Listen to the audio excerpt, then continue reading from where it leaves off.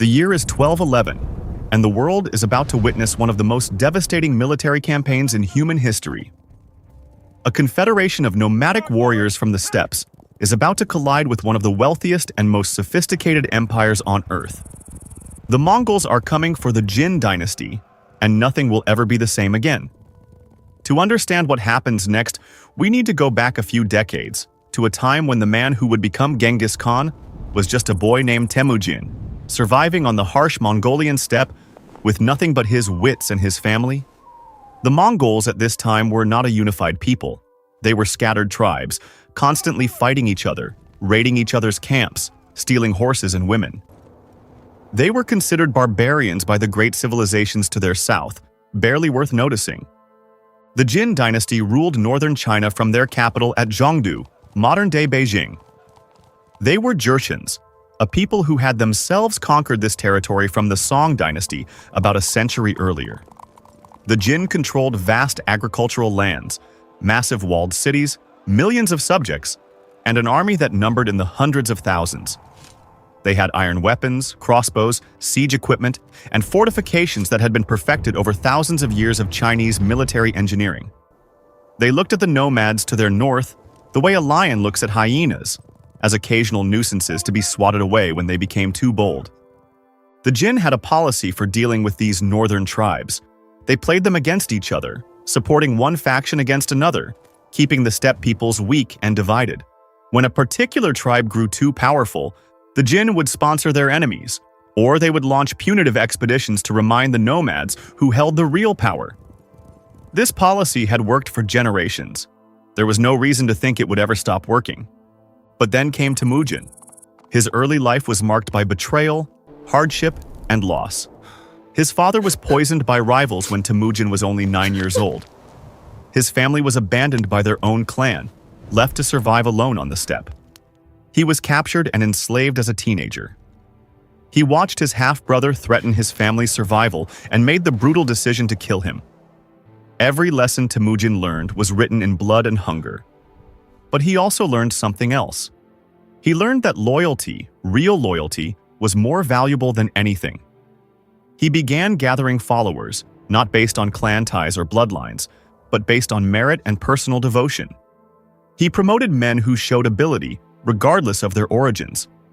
He demanded absolute loyalty and gave the same in return. Slowly, painfully, over years of warfare and diplomacy, he unified the Mongol tribes under his leadership. In 1206, a great assembly of Mongol chiefs proclaimed him Genghis Khan, the universal ruler. He was now master of the steppe, but he was also smart enough to know that ruling nomads was like trying to hold water in your hands. They needed purpose, direction, something to do with all their martial energy. Looking south, he saw the Jin dynasty, wealthy beyond imagination, and he remembered something. He remembered that the Jin had supported his enemies. He remembered that the Jin had once executed a Mongol Khan by nailing him to a wooden donkey. He remembered that the Jin expected tribute and submission from the peoples of the steppe. He remembered every insult, every humiliation, every death. In 1210, the Jin Emperor Wanyan Yongji sent envoys to demand that Genghis Khan submit to Jin authority and pay tribute. According to some accounts, Genghis Khan asked who the new emperor was. When told it was Wanyan Yongji, he reportedly spat on the ground and said that he had expected the emperor of the Jin to be an extraordinary man, someone appointed by heaven, not this imbecile. He then mounted his horse and rode north, leaving the stunned envoys behind. This was a declaration of war, and both sides knew it. The Jin had every reason to be confident. Their empire had a population of perhaps 50 million people. They had walled cities that had never been taken by storm. They had armies that could field hundreds of thousands of soldiers. They had wealth, technology, and the weight of civilization behind them. The Mongols, by contrast, had perhaps 100,000 warriors at most. They had no cities, no siege equipment, no experience taking fortified positions. On paper, this should have been a slaughter, and not in the Mongols' favor. But the Mongols had advantages that didn't show up on paper. First, there was mobility. Every Mongol warrior rode from childhood. They didn't just ride horses, they practically lived on them. A Mongol army could cover distances that seemed impossible to settled peoples. They could appear where they weren't expected, disappear before a response could be organized, and strike again somewhere else entirely. This wasn't just about speed, it was about information. The Mongols could scout faster, communicate faster, and concentrate their forces faster than any army they faced. Second, there was archery. The Mongol composite bow was one of the most sophisticated weapons of its era. Made from layers of horn, wood, and sinew, it could be used from horseback with deadly accuracy. Mongol children learned to shoot before they could walk properly. By the time they were warriors, they could hit a target at full gallop from hundreds of meters away. A Mongol army didn't need to close with its enemies. It could simply ride around them, pouring in arrows until resistance collapsed. Third, there was organization. Genghis Khan had reorganized Mongol society around decimal units, groups of 10, 100, 1,000, and 10,000. These units cut across tribal lines, binding men together through military brotherhood rather than blood. Officers were promoted based on ability, not birth. Commands were communicated through flag signals and messengers, allowing complex maneuvers across vast distances. The Mongol army fought as a single organism, not a collection of individual warriors. Fourth, and perhaps most importantly, there was psychology. The Mongols understood terror as a weapon. They cultivated a reputation for unstoppable ferocity. Cities that surrendered immediately were spared. Cities that resisted were annihilated, their populations massacred or enslaved, their buildings razed to the ground. This wasn't mindless cruelty, it was calculated. Every city that heard what happened to those who resisted would think twice about fighting. Terror saved Mongol lives by convincing enemies to surrender before the siege even began. The campaign began in 1211. Genghis Khan divided his forces into multiple columns, striking into Jin territory from several directions simultaneously. This was typical Mongol strategy, forcing the enemy to defend everywhere at once while retaining the ability to concentrate overwhelming force at any chosen point. The Jin response was confused and ineffective. Their army was large but slow, tied to supply lines and defensive positions. When they tried to meet the Mongols in open battle, they were torn apart. The Mongols refused to fight fair. They would feign retreat, drawing the Jin cavalry into pursuit, then turn and annihilate them with arrows. They would harass supply lines, ambush reinforcements, and pick apart armies piece by piece. At the Battle of Yehuling in 1211, the Mongols destroyed a massive Jin army. The details are disputed, but the outcome is not. The Jin lost tens of thousands of soldiers, perhaps hundreds of thousands by some accounts. The road to Zhongdu lay open. But the Mongols didn't take Zhongdu, not yet. They lacked the siege equipment and experience to assault such a massive fortification. Instead, they did something arguably more devastating. They ravaged the countryside. They burned crops, slaughtered livestock, drove off populations. They turned the wealthy heartland of the Jin Empire into a wasteland. And then, they withdrew to digest their plunder and let the Jin contemplate their fate. This became a pattern over the next few years. The Mongols would invade, devastate, withdraw. Each time the Jin grew weaker. Their agricultural base was being systematically destroyed. Refugees flooded into the cities, straining resources. The Jin government was paralyzed by internal conflicts, coups, and assassinations. Wanyan Yongji was murdered by his own generals in 1213. His successors were no more capable of stopping the Mongol onslaught. Meanwhile, Genghis Khan was learning. Every campaign taught the Mongols something new about siege warfare. They recruited Chinese engineers who knew how to build and operate catapults, trebuchets, and other siege equipment. They learned to divert rivers to flood cities. They learned to use prisoners as human shields and forced labor. They learned to exploit betrayal and bribery. What they couldn't do with martial prowess, they accomplished through patience, intelligence, and adaptability. In 1214, the Mongols surrounded Zhongdu. The siege lasted for months. Inside the city, the population was starving. The Jin emperor, Wanyan Shun, had fled south to Kaifeng, abandoning his capital and his people. This act of cowardice demoralized the defenders and convinced many Jin officials that their dynasty was doomed. Zhongdu fell in 1215.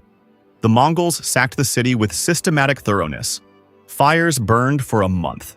The treasures of centuries were loaded onto carts and sent north to Mongolia. Thousands were killed, thousands more enslaved.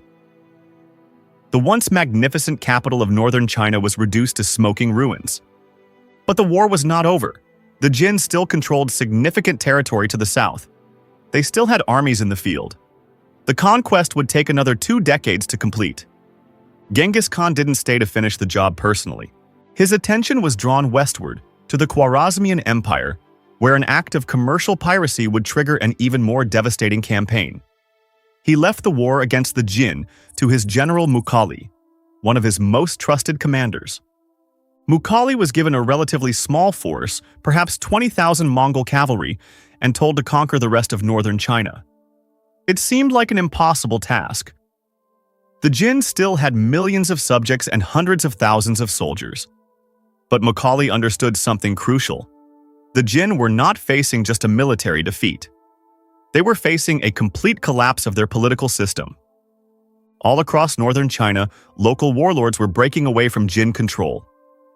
Some allied with the Mongols, some declared independence, some fought everyone. The Jin government was fragmenting, and Mukhali exploited every crack. He played factions against each other, offered alliances to those who would submit, destroyed those who wouldn't. He was fighting a political campaign as much as a military one. The war during this period was brutal and chaotic.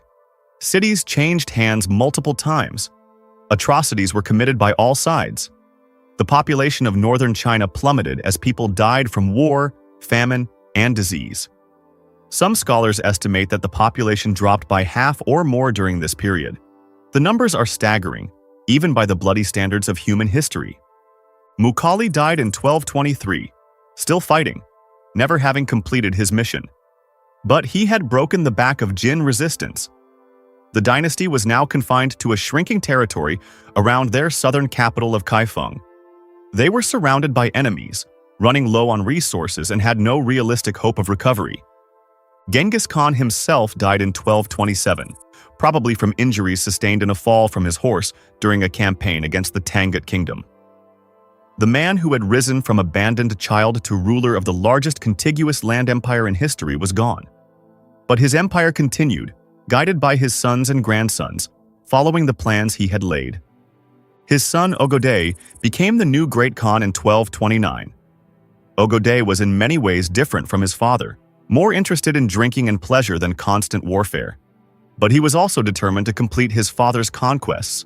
The war against the Jin would finally be brought to a close. In 1230, Ogodei launched a massive offensive against the remaining Jin territory. The campaign was commanded by Ogodei himself, along with his brother Tolui and the brilliant general Subutai, perhaps the greatest military commander the Mongols ever produced. Subutai was a veteran of campaigns from China to Hungary. He had never lost a battle. He was now given the task of destroying the last Jin resistance. The campaign that followed was a masterpiece of strategic coordination. Mongol forces struck from multiple directions, cutting off Jin territory and preventing any concentration of defensive forces. The Jin generals were competent, but they were facing impossible odds with inadequate resources. One by one, their strongholds fell. There was a dramatic moment in 1231 when the Mongol army, following Subutai's plan, made an audacious flanking maneuver through Song dynasty territory to strike at the Jin from an unexpected direction. This violated Song neutrality, but the Mongols didn't care about diplomatic niceties. They cared about winning. The Jin were caught completely off guard. The final Jin emperor, Aizong, was a man trapped by history. He had inherited a doomed kingdom and spent his reign watching it crumble around him. He was not incompetent, and he fought desperately to save his dynasty. But there was nothing to be done. The Mongols were too strong, his resources too depleted, his enemies too many. In 1232, the Mongols besieged Kaifeng, the Jin's southern capital. The siege was horrific. The Jin defenders fought with desperate courage, knowing they had nothing to lose. They used early forms of gunpowder weapons, thunder crash bombs, and fire lances, marking one of the first uses of explosive weapons in warfare. But it wasn't enough. Disease broke out inside the city, killing hundreds of thousands. The Jin army was being ground down by constant fighting. The population was starving. Still, the city held out for months, a testament to Jin tenacity and Mongol frustration. Eventually, negotiations began. The Jin agreed to become Mongol vassals, hoping to preserve something of their dynasty. But it was a false hope. The Mongols had no intention of allowing the Jin to survive. Ogode wanted total victory, nothing less. Aizong fled Kaifeng in early 1233, hoping to continue resistance from other cities. He was running out of options. Each city he fled to was soon surrounded by Mongol forces. His army shrank with every retreat. His officials abandoned him. His cause was lost. In early 1234, Aizong found himself trapped in the city of Kaiju, surrounded by Mongol and Song forces. The Song had finally joined the war against the Jin, eager to reclaim northern territory that had been lost centuries earlier. It was a fateful decision that would come back to haunt them. The siege of Kaiju was brief. The defenders were exhausted, starving, and hopelessly outnumbered. As the walls were breached, Aizong abdicated in favor of a military commander, hoping to pass on the responsibility of the final defeat. Then he hanged himself, choosing death over capture. The last Jin emperor, the one Aizong had elevated at the last moment, died fighting as Mongol and Song soldiers poured into the city. The Jin dynasty was finished. A kingdom that had ruled northern China for over a century, that had commanded millions of subjects and hundreds of thousands of soldiers, that had possessed wealth and culture and power, was gone, erased from history by horsemen from the steppe. The conquest had taken more than 2 decades. It had killed millions, perhaps tens of millions. It had depopulated entire regions. It had destroyed cities, libraries, temples, and works of art that would never be recovered. It had transformed the political geography of Asia. And it was only the beginning. The Mongols now shared a border with the Song dynasty in southern China. For a few years, the two powers maintained an uneasy relationship, but conflict was inevitable. The Song had made a fatal mistake by helping destroy the Jin. They had removed a buffer state between themselves and the most dangerous military power on Earth. Within a few decades, the Mongols would turn their attention south, beginning a war that would ultimately destroy the Song as well. But that's a story for another time. Looking back at the Mongol conquest of the Jin, certain lessons emerge. The Jin were not defeated because they were weak or incompetent. They had enormous advantages in population, resources, and technology. They were defeated because they failed to adapt. Their military system, based on infantry and fortifications, couldn't cope with the speed and mobility of Mongol warfare. Their political system, plagued by factional conflicts and palace intrigues, couldn't generate effective leadership in a crisis. Their strategic thinking, based on centuries of dealing with divided and controllable nomads, couldn't comprehend an enemy who fought with unprecedented unity and purpose. The Mongols, by contrast, learned constantly. They adopted Chinese siege techniques, recruited Chinese engineers, incorporated Chinese administrators into their government. They took what worked from every civilization they conquered and made it their own. This adaptability, more than any single weapon or tactic, was the secret of Mongol success. The human cost of the conquest is almost impossible to calculate. Medieval population statistics are unreliable, and the chaos of the conquest makes them even more so. But all sources agree that the devastation was immense. Cities that had been centers of culture and learning for centuries were reduced to ghost towns. Agricultural systems that had supported millions collapsed. The population of northern China took generations to recover. Was this genocide, or was it the normal brutality of medieval warfare taken to an extreme? Historians debate this question endlessly. What's clear is that the Mongols used violence strategically, as a tool of conquest. They were not killing for the sake of killing. They were killing to create terror, to break resistance, to establish dominance. This doesn't excuse the atrocities, but it does explain them. The Mongols were not madmen. They were rational actors pursuing their interests with ruthless efficiency. The fall of the Jin also transformed Mongol society. The wealth pouring in from China and other conquests created a new Mongol aristocracy, one that was increasingly comfortable with settled ways of life. The empire that Genghis Khan had built on the foundation of steppe nomadism was slowly becoming something different. A hybrid civilization combining Mongol military organization with the administrative traditions of the peoples they had conquered. This transformation would eventually tear the empire apart. Within a few generations, the unified Mongol realm would fragment into rival khanates, each developing its own character as it absorbed the culture of its subject peoples. But that fragmentation was still decades away in 1234. At that moment, the Mongols seemed unstoppable, and the world trembled at their approach. The conquest of the Jin was a hinge point in world history. It demonstrated that the great civilizations of the East were not invulnerable to outside attack. It shifted the balance of power across Asia. It set the stage for further Mongol conquests that would eventually create an empire stretching from Korea to Poland. It connected distant regions through trade and cultural exchange, spreading ideas, technologies, and diseases across continents. For the people who lived through it, of course, these grand historical patterns meant nothing. They experienced the conquest as fire, famine, and flight. They buried their children and watched their cities burn. They became refugees, slaves, or corpses. History remembers the names of emperors and generals. It forgets the millions whose lives were swept away in the tide of conquest. That forgetting is perhaps the final tragedy of the Mongol Wars. We know the dates and the battles. We know the strategies and the outcomes. But we cannot truly comprehend the scale of suffering that created them. The conquest of the Jin was not just a political event or a military campaign. It was a catastrophe that reshaped human lives across an entire continent.